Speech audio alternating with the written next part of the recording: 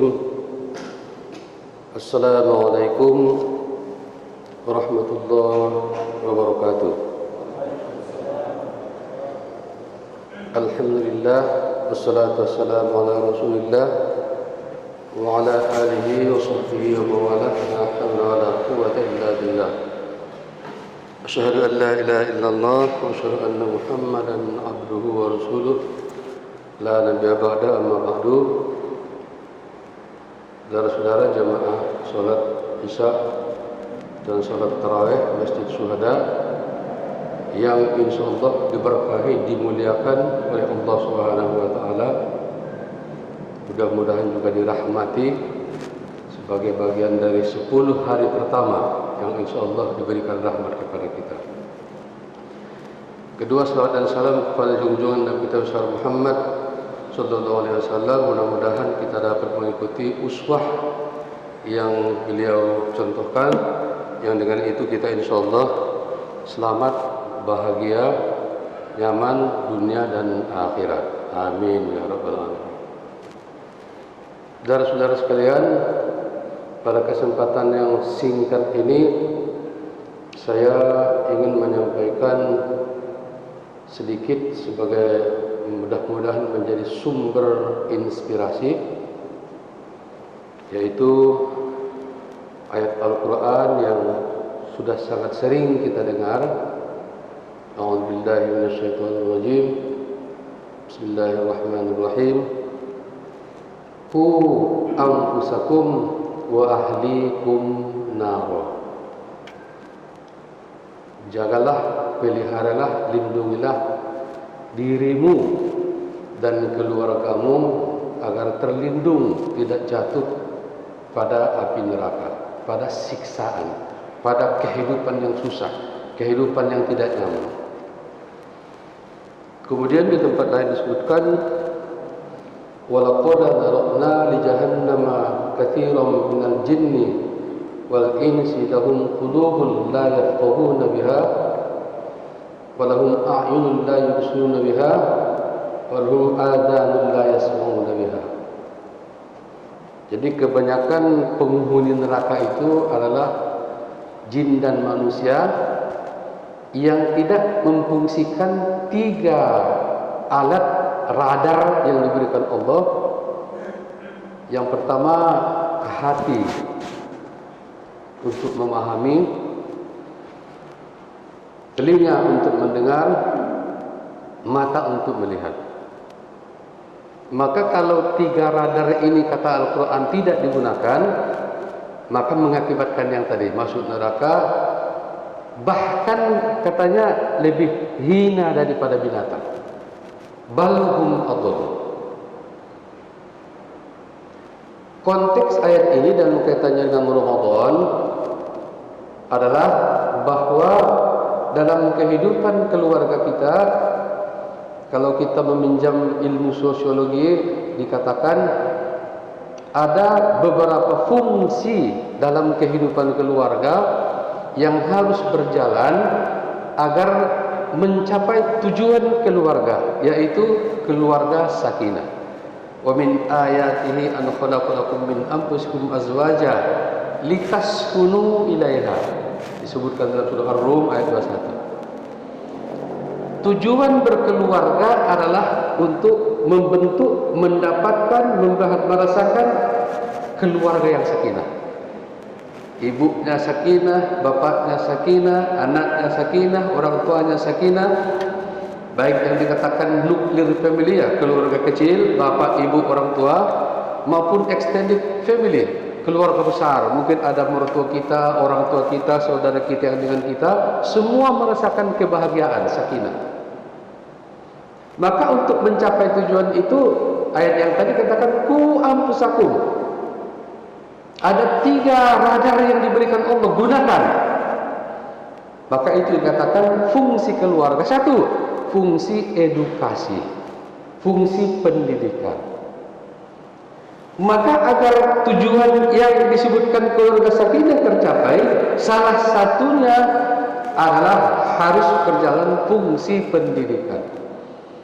Apakah bapak sebagai pendidik, apakah ibu sebagai pendidik, apakah bapak ibu sebagai pendidik, berjalan dengan baik.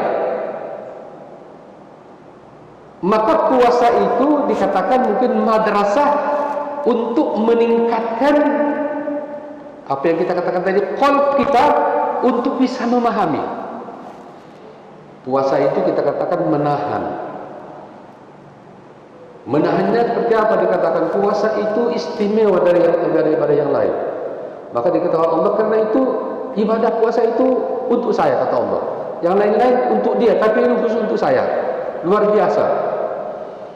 Maka ternyata dikatakan, kenapa? Karena puasa itu akan kelihatan betul aslinya orang. Kenapa? Karena dia akan diketahui apakah dia beribadah benaran karena Allah, atau karena manusia, atau karena riya, atau karena pamer, atau karena. Maka kalau dia benar-benar puasa karena Allah, yang artinya kita mengatakan dalam tingkatan iman kita kan ada katakan iman, Islam, ihsan. Maka tingkatan ihsan, an ta'budallah ka'annaka tarahu fa in lam takun tarahu fa innahu yaraka. Ihsan itu apa? Ihsan itu kepribadian yang dalam dirinya selalu merasa dikontrol Allah. Saya ini kemanapun saya pergi ada Allah. Sehingga walaupun ada kesempatan saya untuk tadi itu tidak mengikuti suara hati saya. Kenapa? Karena ada tanda tangan yang saya tahu itu enggak benar. Tapi karena suara hatinya ini tidak berfungsi lagi, maka kemudian dia cuek. Suara hatinya mengatakan itu bukan hakmu. Tapi karena ini sudah tidak tidak berfungsi, maka terus jalan tanda tangannya. Maka ketika orang sudah puasa tadi katakan, oh dia sudah muhsin, dia tingkatannya sudah muhsin. Apa dia? Saya selalu dikontrol Allah.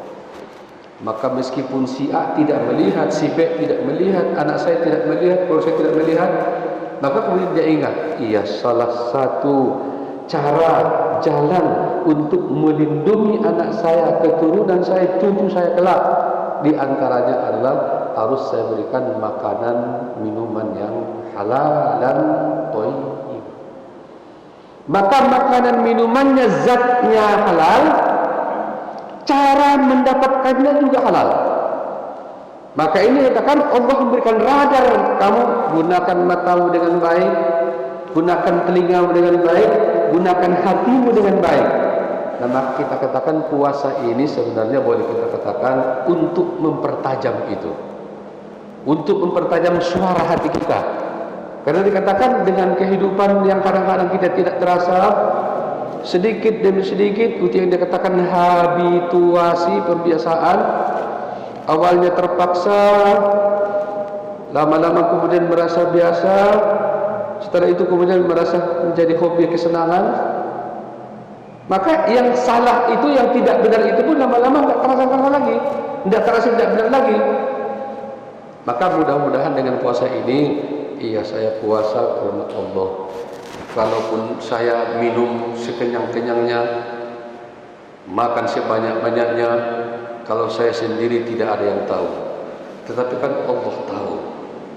Karena itu kemudian mudah-mudahan dengan rasa seperti itu, dengan masa ada sense untuk mengatakan hati mengikuti suara hati, mengikuti kebenaran yang dikatakan dengan pikiran ini sebenarnya bukan bisa. Nah, maka mudah-mudahan dengan cara itulah kita selamat dunia dan akhirat. Maka dalam hal ini kita katakan pendidikan kepada anak. Pendidikan kepada anak itu dikatakan yang paling mujarrad adalah pendidikan by action, dengan mencontohkan. Maka kita mengajari, ayo sama-sama. Bukan menyuruh dia, ayo sholat dulu, baca Quran dulu, tapi ayo baca Quran yuk, ayo sholat yuk. Maka mudah-mudahan dengan Ramadan ini kita waktu lebih banyak dengan anak-anak kita daripada biasanya. Karena mereka, karena kita kumpul waktu mau buka kumpul, sholat malam mungkin kumpul, sholat tarawih kumpul, dibandingkan dengan harian-harian kita. Maka mudah-mudahan yang singkat ini bisa kita gunakan untuk meningkatkan kembali, untuk meramu kembali, untuk menjernihkan kembali sense yang diberikan Allah, radar yang diberikan Allah, sehingga kemudian fungsinya berjalan secara maksimal. Dengan itu kemudian kita dapat kontrol, yang dengan itu mudah-mudahan kita fit dunya hasanah wa fil akhirati hasanah wa qina adzabannar.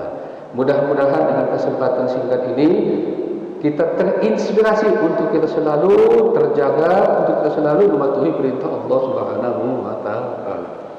Mudah-mudahan ada manfaatnya. Kurang lebihnya mohon maaf. Wal aqwa minkum. Wassalamualaikum warahmatullahi wabarakatuh.